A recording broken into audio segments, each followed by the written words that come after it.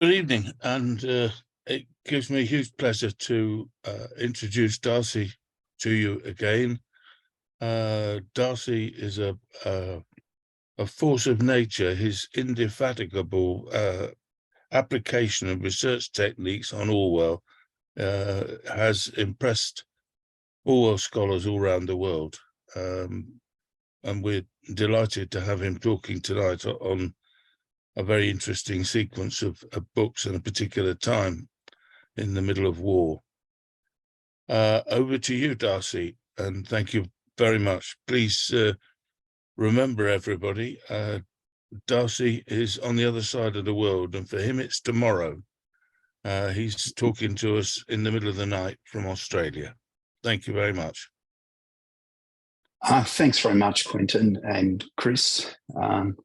And also thanks to Les Hurst, who asked if I would do a talk on Orwell and Searchlight Books some time ago, when he noted that I'd been collecting them and reading them. I still have much to learn about this topic, but have made a pretty reasonable start.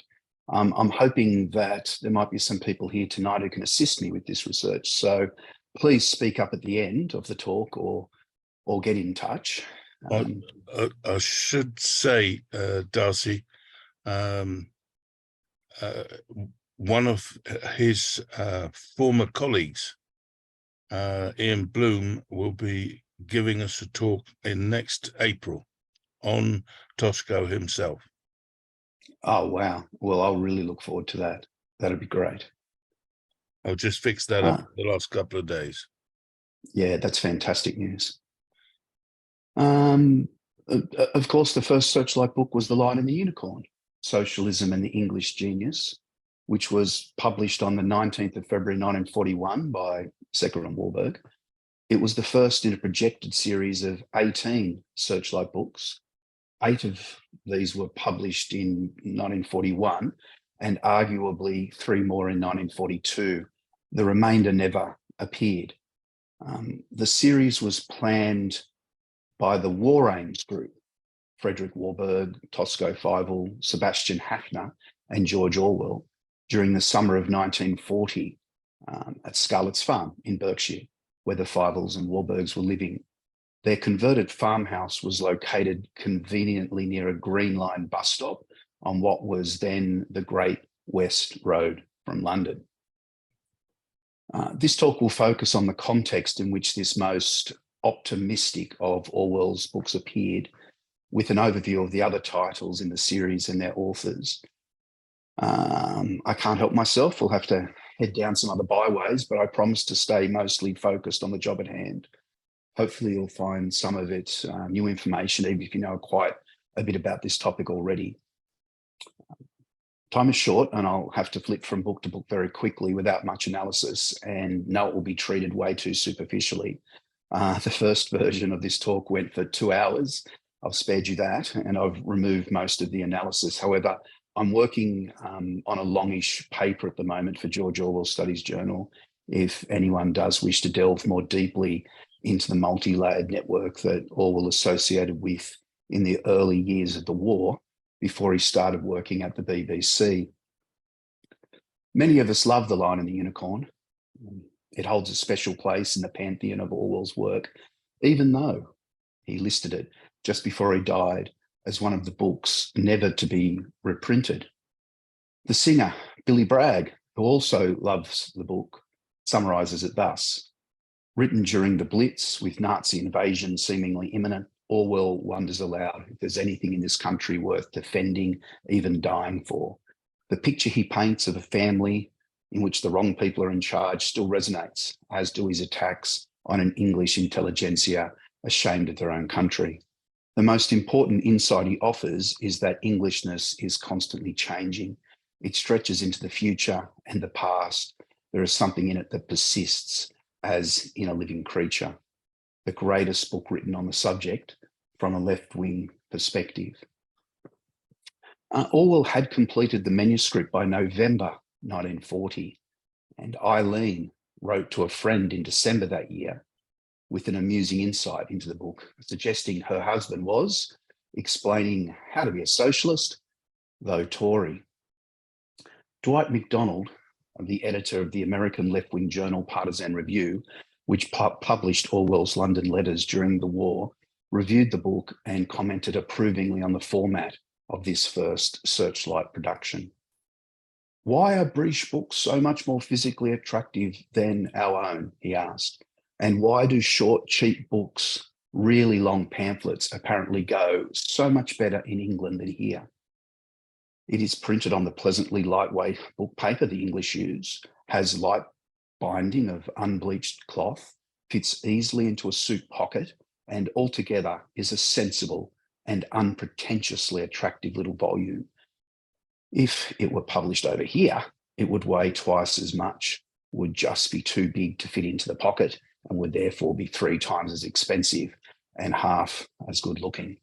But it probably wouldn't be published here anyway, because American publishers seem to think the public won't buy short, cheap, original editions." So some high praise. Before plunging on, just a word about sources. Besides the Searchlight books themselves, as ever, the work of the late Peter Davison has proven invaluable. His footnotes directed me to other primary and secondary sources, the most important ones being memoirs written by Tosco, Fyvel and Frederick Warburg. Fyvel was introduced to Orwell in January 1940, and he was one of his heroes. He was introduced by their mutual publisher, Frederick Warburg. Like Orwell, Fyvel had his book rejected by Victor Gollancz, which is why he ended up being published by Secker and Warburg. That meeting took place in the St. John's home of Hans Lother, a German Jewish exile who had been deputy editor of Germany's leading liberal newspaper.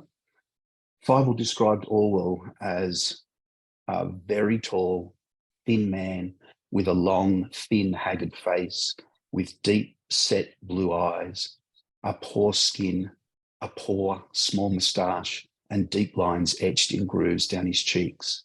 He wore a shabby sports jacket with worn leather patches at the elbows and frayed corduroy trousers.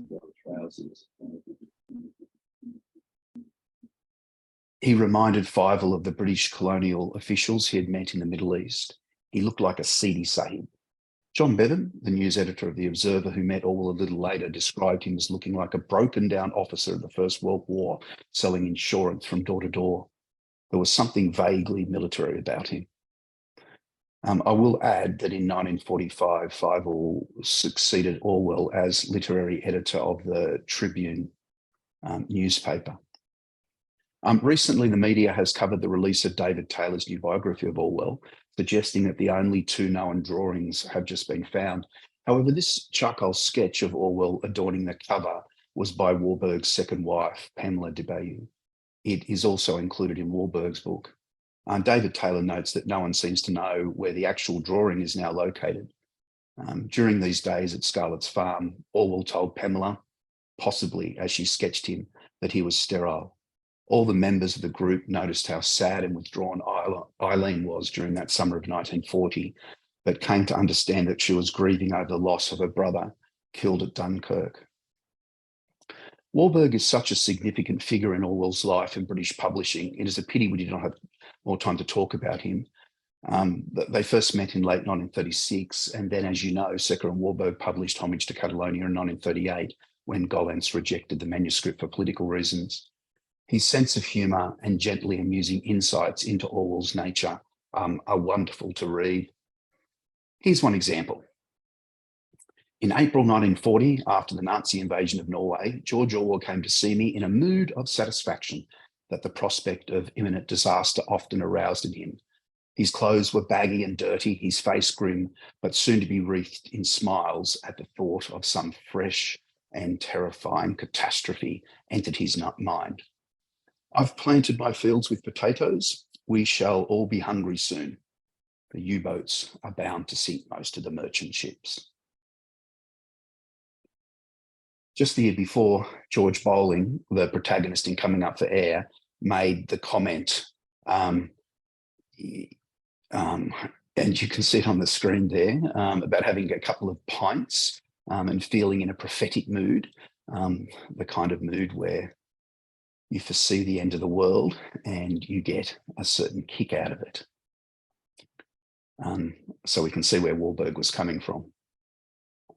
David Costello and John Newsinger have written the most detailed essays on the Searchlight books that I'm aware of, and the Oxford Dictionary of National Biography is always very useful, as have been obituaries and biographies. Researching the topic has led me down many byways, and I'm happy to share a very long bibliography with anyone who wants it prior to my paper being published. I've made contact with some of the children of the Searchlight authors too. Often Sebastian Haffner is neglected in the standard summaries of these days at the beginning of the war when the Searchlight books were being founded, but his son assisted me to understand a little more about his father. It is worth noting that of the 4 men who formed the War Aims group, 3 of them did not publish under their own names. Of course, we all know about Eric Blair, but perhaps some people did not realise that Tosco changed his name from Raphael Joseph Fyvel, spelled, and F-E-I-W-E-L, so Fyvel, as noted in the London Gazette in 1941. Haffner's real name was Raymond Pretzel. He trained for the law, but soon realised that the new Nazi regime, he was 25 when Hitler came to power, would make an honest career in the judiciary impossible, and he turned increasingly to journalism. He was prohibited from marrying Erika Hirsch, the Jewish woman he loved, as the Nazis had made such unions with non-Jews illegal. It was largely for her sake that in 1938, after the Kristallnacht pogroms, he took the decision to go into exile, marry, and set up house in London at Wimbledon. Fyvel mentions that due to the prevailing wartime stupidity, Haffner had, as an Aryan German, been interned as an enemy alien. An outrage, said Warburg, which must be rectified. Warburg wrote a letter to the Home Office, which greatly assisted Pretzel to gain a visa. To protect his relations back in Germany, he adopted a pseudonym which reflected his enduring love of music and belief in German culture. Sebastian for Bach and Haffner for the Mozart symphony of that name. As with Fyvel and Orwell, Warburg published Haffner's work. Germany, Jekyll and Hyde, hit the shelves in 1940. In 1941, David Astor invited Haffner to write for The Observer as a political correspondent. He associated with other left-leaning and emigre journalists, including E.H. Carr, Isaac Deutscher, Barbara Ward, Orwell and John Kimchi, who were known as the Shanghai Club after a restaurant in Soho. Haffner was naturalised in 1948, but had a falling out with David Astor and ended up back in Germany by the mid-1950s.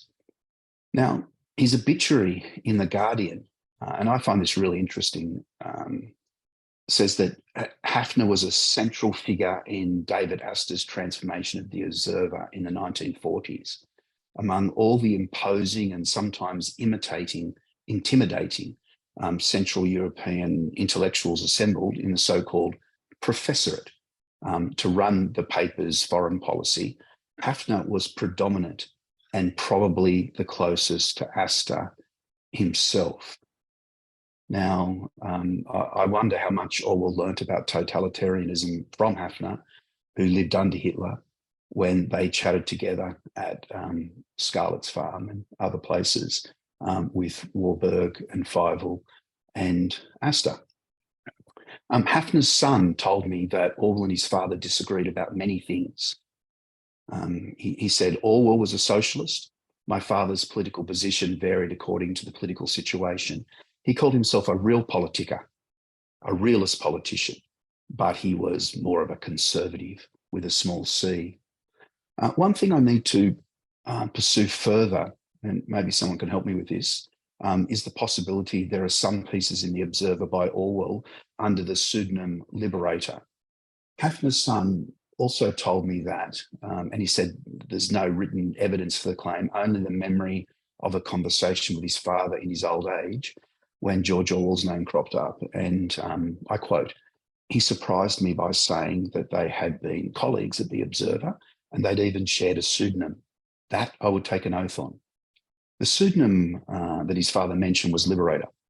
John Kimchi, Orwell's friend from his bookshop days, also published as Liberator in the paper, And it's interesting to note that Peter Davison made a note in the complete works that the Observer published an anonymous column headed "Mood of the Moment" for 7 consecutive Sundays in 1942, and that the column for the 15th of March might appear to be Orwell, but is probably by someone with a special interest in German affairs, such as Sebastian Haffner. Now, moving on, Ian Willison noted the publisher's advertising synopsis for the series in his important early bibliography, prepared just a few years after Orwell's death. The blurb: we cannot defeat Germany unless we first freed ourselves from our own weaknesses. It is the aim of the Searchlight Books to do all in their power to criticise and kill what is rotten in Western civilization and supply constructive ideas for the difficult period ahead of us. The series will stress Britain's international and imperial responsibilities and the aim of a planned Britain at the head of a greater and freer British Commonwealth, linked with the United States of America and other countries as a framework of world order. The books will be written in simple language without the rubber stamp political jargon of the past. They will seek to appeal to the new generation, which is fighting this war, whether on the battlefields or in the factories, and to all those who can recognise the spirit of the new world prospects which are opening up before us. It's worth taking the time to place all this in literary, historical and personal context for Orwell. We can see from the book jacket what Orwell had already published in book form. Inside the Whale, Orwell's first collection of essays, had just been published in March 1940. It is also fascinating to see the representation of Orwell on the dust flat as from an Anglo-Indian family, and that Burmese Days is one of the few outstanding novels of Anglo-Indian life. Often this crucial aspect of his life is neglected, and I would encourage anyone who hasn't already read it to read Douglas Kerr's book Orwell and Empire. In the 20-month period between January 1940, when Orwell met Fyvel, and the 18th of August 1941, when he commenced working at the BBC, he was pretty busy. He produced 123 book, 38 theatre and 43 film reviews. The biographer Bernard Crick tells us that in the middle of May 1940, Orwell and Eileen vacated their home at the Stores in Wallington and moved into 18 Dorset Chambers, Chagford Street in Northwest 1. It was a miserable 2-room flat above shops on the 4th floor with no lift, little light, cheap second-hand furniture and a shared bathroom. It was very inexpensive and in the centre of a city that was about to be blitzed by the German Luftwaffe, says Crick. Sylvia Topp has pointed out in her biography of Eileen that the description is inaccurate of that particular accommodation. And David Taylor notes in his new biography that this accommodation was conveniently located near the theatres Orwell would frequent in order to write his reviews. Orwell started a wartime diary on the 28th of May 1940, the day news began to come through of the surrender of the Belgian army and of the British Army's retreat to Dunkirk. On the 1st of June, he wrote about trying to get any news of Eric, that's Eileen's brother, Dr. Lawrence O'Shaughnessy, from the bedraggled troops arriving at Waterloo and Victoria stations from the Channel ports. They were not to know that he had been killed on the beach at Dunkirk, tending the wounded on the 27th of May, the day before Orwell commenced the diary. In June, Orwell, who was not fit for military service, joined the local Defence Volunteers, which later became known as the Home Guard. Due to his experience fighting in Spain during the Civil War, he was made a sergeant, and Warburg, who you can see next to him in the photo, was a corporal. With the prospect of aerial assaults looming, Orwell wrote on the 20th of June in his diary, "Thinking always of my island in the Hebrides, which I suppose I shall never possess nor even see." The Luftwaffe attacked strategic targets in Britain from the 6th of July, and the Blitz on London began on the 7th of September. It was in this context during this horrible summer in 1940 that Searchlight Books had its genesis. Professor Stansky recently discussed The Line of Yukon at some length for the Orwell Society. So let's move straight to the second book in the series. I don't have a dust jacket for Offensive Against Germany by Sebastian Haffner. I'll keep searching, but it would have been really interesting to see what was written on the cover. We could spend the rest of the time just talking about this one book, but I'll have to skim over it and skim over the detail. Echoing Orwell, Haffner was scathing about the current generation of elderly, antiquated British politicians and warned against another Munich-style compromise peace, saying the struggle must continue. Some of his suggestions were very ruthless, and he wanted a realpolitik from the British that John Newsinger has pointed out was not supported by Orwell. Haffner urged the British to see Germany as the first Nazi-occupied territory and suggested propaganda could ignite internal opposition. He seriously underestimated the support for the Nazis and overestimated the opposition to them in Germany.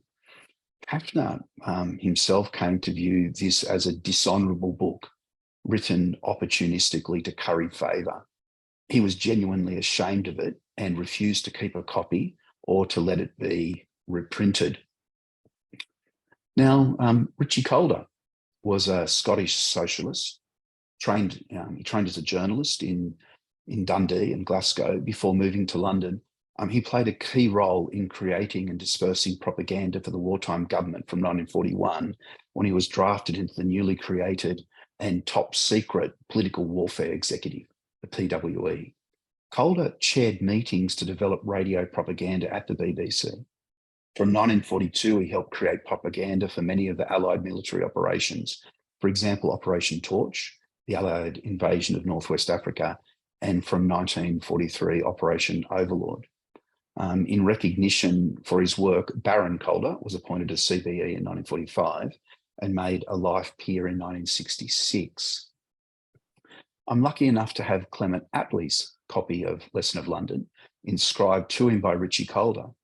In an unpublished biography, I discovered that Calder had covered a tour that Clement Attlee, the Deputy Prime Minister, had made of South Wales in February 1941. The inscription dates the tour to the 14th of 17th of February. When they were off duty, they'd gotten on well together, and later that year, Richie organised to meet with Attlee to ask him about the propaganda job he had been offered. Attlee apparently listened carefully, but wasn't offering any advice, and Calder had to ask him directly if the Deputy Prime Minister thought he should take the job. Attlee said yes, he should, and then he started to talk about the cricket. It's worth noting that Calder wrote a second book on the Blitz, Carry On London, which was published by English Universities Press in 1941. It's also interesting that someone in the political position that Attlee was in was certainly very aware of the Searchlight books. This first-hand account is a useful historical document of the comradeship of ordinary Londoners during what Calder called the deluge of bombs and the Holocaust of fire that was the Blitz. Scathing in his assessment of the failure to predict or respond by the authorities, he was outraged by the class differences, especially the suffering that he saw in London's East End. However, like Orwell, Calder believed that a new democracy could be forged from the fires, and that the horror of Black Saturday, the 7th of September 1940, was as significant for democracy as the Bastille in 1789. If you can get a copy, it's really worth reading. It's an important social document. Fyvel recruited William Connor to write about shortcomings in the British popular war effort. Writing under the pseudonym Cassandra in the Daily Mirror, he was the most popular newspaper columnist in the country.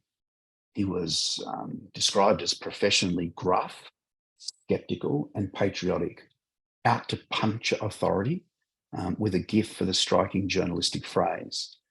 It seems to have escaped notice, but Cassandra reviewed The Lion and the Unicorn most amusingly on the day it was published. Here's an excerpt. If his education, his policing, his fighting, and his domestic skill are on par with his literary abilities, then the initials of the Provost of Eton should be GO. There should be no crooks in Burma, no fascists in Spain, and the Savoy Hotel, Mr. Goodman. The Lion and the Unicorn is a study of English socialism in wartime and shows how a social democracy in England can become a real possibility for the first time. Mr. Orwell believes, and I believe it too, that Dunkirk can be remembered not as a tragedy, but as the day from which a greater British Renaissance can arise. The pre-war lethargy of our people was widely recognised in England and abroad, was gleefully condemned as decadence. Hitler and the inborn unshakable unity of these islands have changed all that. In The Lion and the Unicorn, you can find a plan that will make our land a better and saner place to live. It is a simple plan. It is a well-written plan. Read it. What a review. Warburg described this fourth book in the series as destructive, angry, demagogic, written in simple sentences that a half-wit could understand. Cassandra provided facts. I quote, "The inhabitants of Great Britain are oblivious or indifferent to the melancholy but astounding fact that more than 2/3 of the national wealth is owned by less than 2% of the population." Echoing Orwell, he bemoans those aristocratic mediocrities whose talents consist in never having done any harm and never having achieved any good. Cassandra was still angry at the likes of Ramsay MacDonald for selling out the people and thought the next generation of Labor leaders could do the same thing. The English at War was by far the best-selling title in the series, more than 30,000 copies, and the only one that was illustrated. The Daily Mirror's cartoonist, Philip Zeck, provided 5 illustrations, which you can see here. Zeck famously, he used to lampoon Hitler and Goering and others in the Nazi hierarchy, portraying them as strutting buffoons, snakes, vultures, toads, monkeys. Captured German documents listed his name amongst those to be arrested immediately after England had fallen. And he was a people's cartoonist, and he had a real sting in his tail. He irritated Churchill, who at one stage warned that one more transgression would lead to the paper being shut down. Zeck's VE Day cartoon was widely credited as assisting Labor to a landslide win in 1945. Also, Zeck designed the iconic Searchlight logo that graces the cover of each of these books. A little bit of a digression. Warburg mentioned in his memoir the 3 books which sold the best: Orwell's The Lion and the Unicorn and Cassandra's The English at War. And a year later, Boomerang's, bless them all, published outside the series, saying that, you know, these 3 books had an effect on public opinion, which is hard to exaggerate. He goes on to say, no books could have been more different from each other than these. Orwell, calm, constructive, full of deep insights into English character. Cassandra, destructive, angry, demagogic. Boomerang, good-tempered and devastatingly funny. But one quality that these 3 had in common: radicalism. The feeling that a desperate situation needed desperate remedies. These writers had keen ears. They heard or overheard the conversation in pub and club and canteen, bomb shelter and defence post, in the parlour, the bus and the streets. Somehow their gift of tongues enabled them to express the inmost feelings of a people caught up in a war that they had not willed, but they knew they had to fight. They voiced the discontent, frustrations and hatreds which might have well jeopardised the nation in a time of crisis. Pseudonyms really were all the rage. Boomerang, who provided such an amusing and iconoclastic account of military blundering, poor training, the pointlessness of parades and old school military spit and polish, while the men seem to be doing nothing but waiting without receiving appropriate instructions for a modern war. The book was an argument for modernising the army, and one can imagine how the ideas for how this could be done, such as democratising the ranks and drawing on the guerrilla methods of the Spanish Civil War, would have appealed to Orwell. The author's synopsis was designed to throw anyone in the know off the scent, and even Orwell was asked if he wrote Bless 'em All. Boomerang was, in fact, Alan Wood. And thanks to Les Hurst, who saved me lots of time with a tip on this one. Wood graduated from Sydney Uni, and then he went to Oxford, and then he stayed in England after that. Wood was involved in a failed political campaign opposing the Munich Agreement in 1938, and then ironically joined Beaverbrook's Daily Express in 1939, much to the political annoyance of his family. He later wrote a book about Lord Beaverbrook. It's interesting that Wood had joined the British Army and was an anti-aircraft gunner during the Blitz, but while writing Bless 'em All, was transferred somewhere in the Middle East as an intelligence officer. His subsequent life story, which we can't go into here, is a really fascinating one. But back to Searchlight Books. Orwell wrote the foreword to the 5th book in the series, The End of the Old School Tie by Thomas Cuthbert Worsley.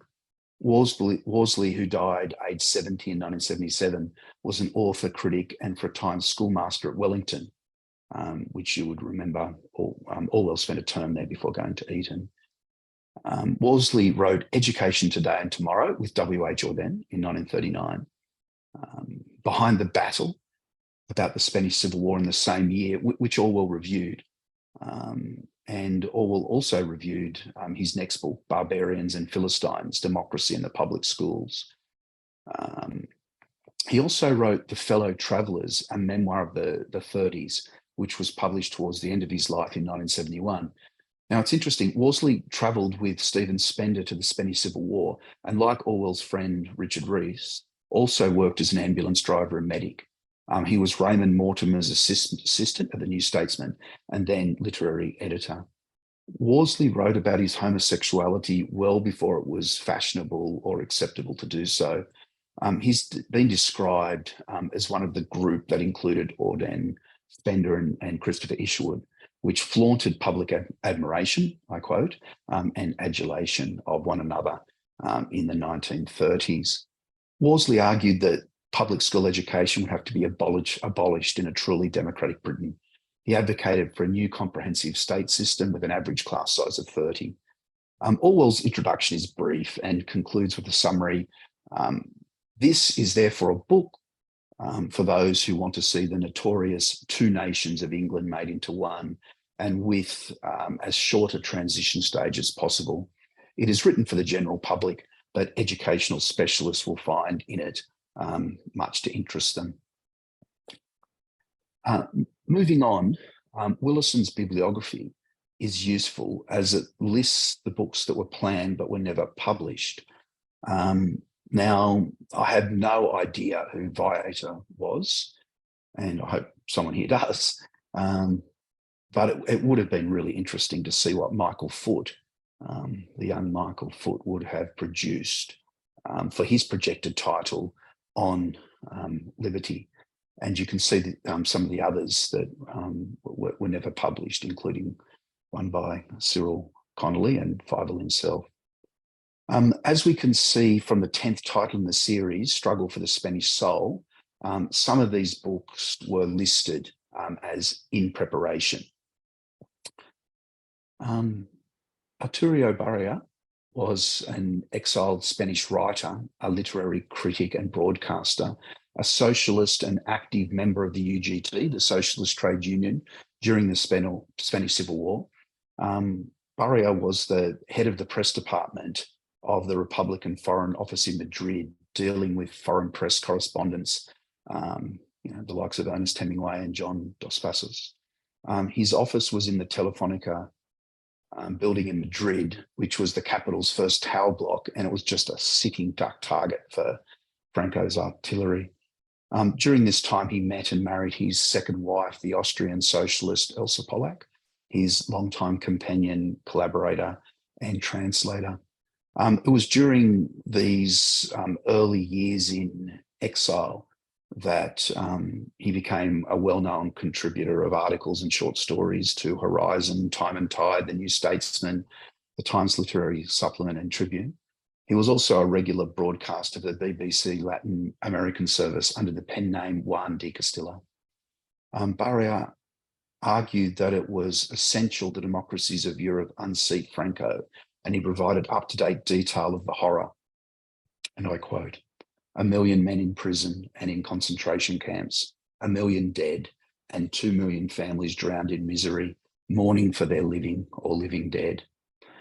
He also authored an autobiographical trilogy, The Forging of a Rebel, which was first published in English by Faber and Faber and edited by T.S. Eliot. They were translated by his wife, Elsa, and the first one was reviewed very positively by Orwell. It's interesting, this is the only one of the Searchlight books, except for The Lion and Unicorn, which itself didn't see the light again, until 1968, to ever be reprinted after the war. So just quite recently in 2021, it was paired with Spain in the post-war world, which he wrote with Elsa, which was first published by the Fabian Society in 1945. It made similar arguments and also fell on deaf ears. But both of these books provide a picture of the horrific early years of Franco's dictatorship. Orwell wrote the foreword to the next title. Joyce Carey, besides being a novelist, had been a colonial civil servant and a liberal critic of colonial policy. His early novels grew from his work in Nigeria in the colonial service. On the 26th of July 1941, Carey wrote to Orwell to express his thanks for the foreword. He had not been told who was going to write it and said that he was much relieved when he saw Orwell's name. He also said how much he'd enjoyed, and I quote, his acute observations of tramps and wastrels in Down Mountain, Paris and London. I said then that you ought to be the English Maxime Gorky. Orwell highlights Carey's authority to write this book by saying, "It is because he so well understands the complexity of the situation that Mr. Carey is especially fitted to plead for African freedom. He has an unusually independent mind, and many readers will feel a certain relief in reading a book on a political subject by a man who has thought deeply over the problems of our time and has been above current political movements and their characteristic jargon." More gaps appeared in the series. Most notably, Arthur Koestler never appeared in print as a Searchlight author. The series was now in decline as Fyvel and Orwell had little time to devote to editing the new books. Orwell's new BBC job commenced in August 1941. However, the larger issue was that the revolutionary moment had passed and the context had changed as Britain had now settled into a long war and the immediate threat of invasion had passed. Russia had joined the war and practically bombing had played havoc on paper supplies for publishers and, of course, for Stecker and Warburg. Now, Bernard Corsten is a little bit of a mystery to me, and I'm hoping someone can help me out. The dust jacket provides a brief overview, a brief synopsis, but I've not had much luck in finding out much more. He published a very average story in that famous little magazine, Transition, in 1932, which was titled Brides of Christ. Of more interest, he co-wrote a book in 1930 about censorship, which had a foreword by Rebecca West, who makes the point, and it's one that Orwell, of course, writes obsessively about in his essays and fiction. And then I quote from Rebecca West, there is a point, and it is reached more easily than is supposed, where interference with freedom to the arts and literature becomes an attack on the life of society. The moral blitz, war propaganda and Christianity is pretty unreadable then and now. It seems unfinished, and reviewers in 1942 thought it poorly constructed and poorly written. It suffers from disjointed commentary and largely irrelevant reminiscences about his life as a foreign correspondent in pre-war Germany. David Costello noted the Times Literary Supplement dismissed the work as having a misleading title, virtually no organisation, muddled prose, and a central theme which the author allowed to meander uncontrolled through a flat and not always exciting country. He seems like a pretty odd guy, and I'm not sure what to make of the dedication to those who unwittingly or wittingly have supplied material for this book, not least the Reich propaganda ministry. We just have no time to talk about Olaf Stapledon, who was, of course, quite well known for his science fiction novels written in the 1930s. You may remember that he wrote a letter to Orwell after reading Animal Farm, congratulating him on the satire, but also said, and I quote, "I don't myself believe that Russia is as bad as all that." But there's that side to Russia, and of course, a corresponding element here in this country. Beyond the Isms is a great title, but it's a pretty terrible mess. There was clearly no editorial intervention, which was desperately needed and perhaps could not have saved the book.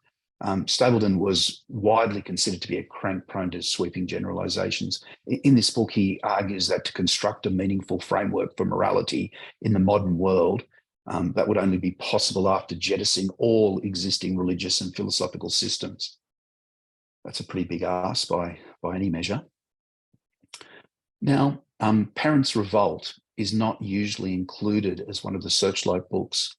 You can see the design is different, but it was listed as number 17 in the series on Beyond the Isms, and also on the back of Life in the Poet. And there is no 17 listed on the back of this book.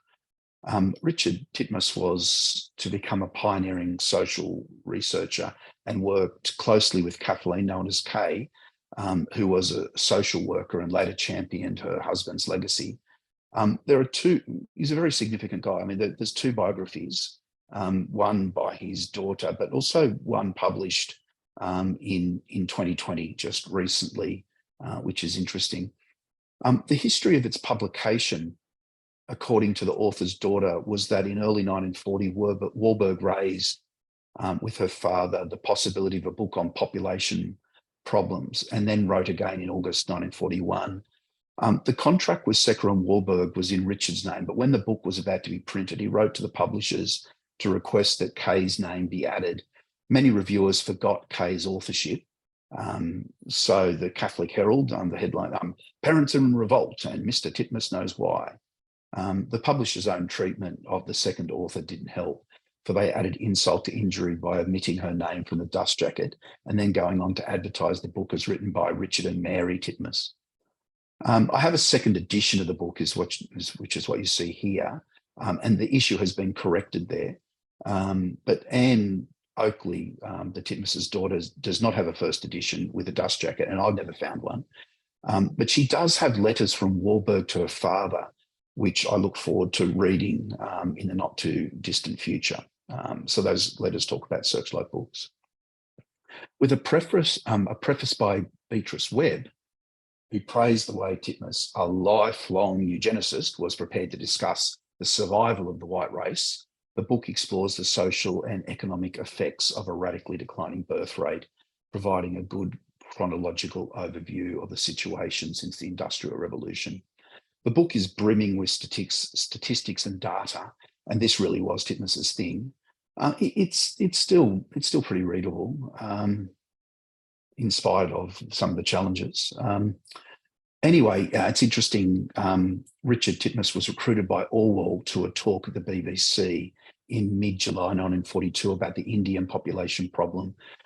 His daughter and the other biographer are uncertain if they met, but it certainly is possible. Stephen Spender needs little introduction to anyone interested in Orwell, and I will make no effort at all to make any biographical comment here. This last volume to be actually published in the Searchlight series, Life in the Poet, was dedicated to young writers in the armed forces, civil defence, and the pacifist organisations of democracy, in the hope that this tribute may encourage them to write. John Newsinger has said that the book is, despite Spender's denial, an effective recantation of his political commitment in the 1930s, of his subordinating of his art to the struggle against fascism.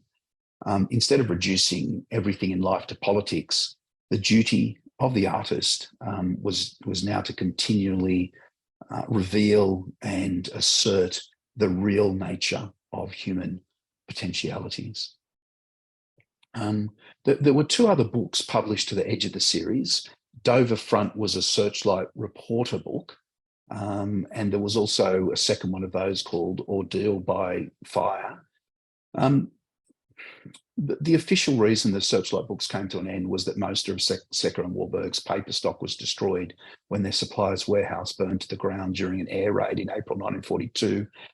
As Fyvel explains in his memoir, the reason why our little group broke up was not that Warburg's London office suffered bomb damage. The reason was simply that we'd adjusted ourselves to the reality, as I said, of a long, drawn-out war. Everything told us that the Searchlight books phase had made its point, but it was over.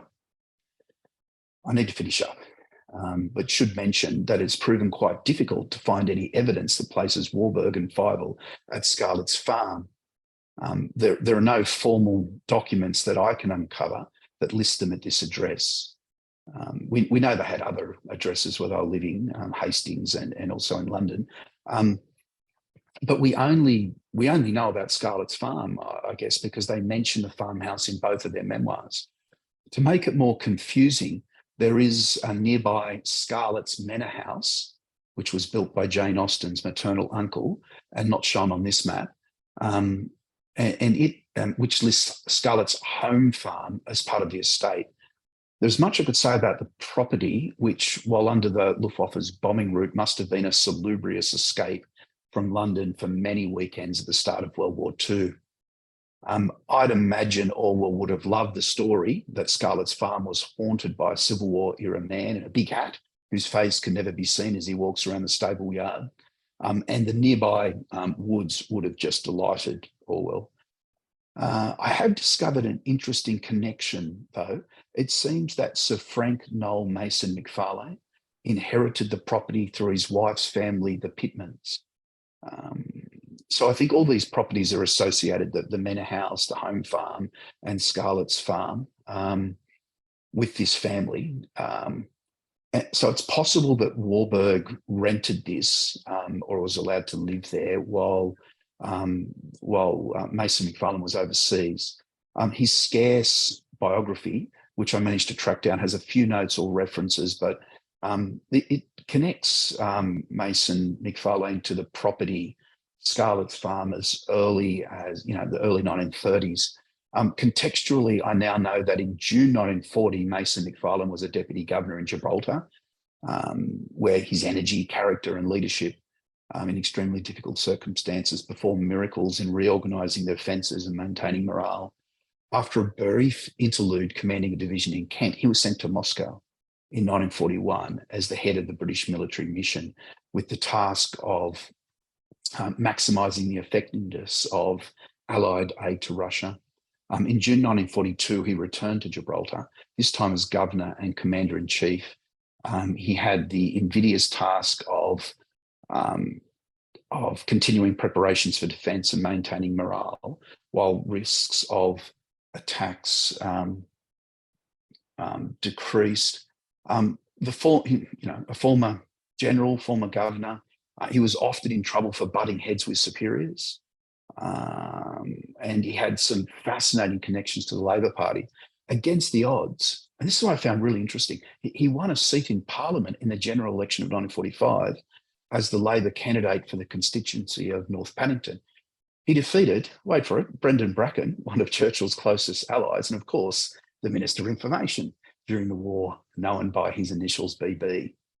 Mason McFarlane was mentioned as a possible Secretary of War,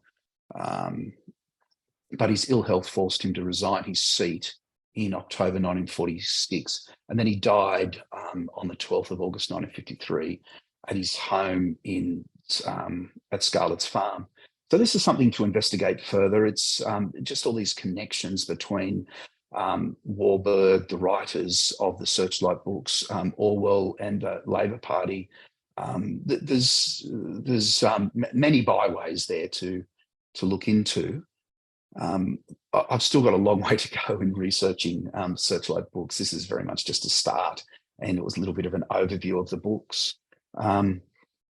There's plenty of time for questions now, but look, I feel encouraged to add to the discussion with any points of interest or to tell me where I've gone astray.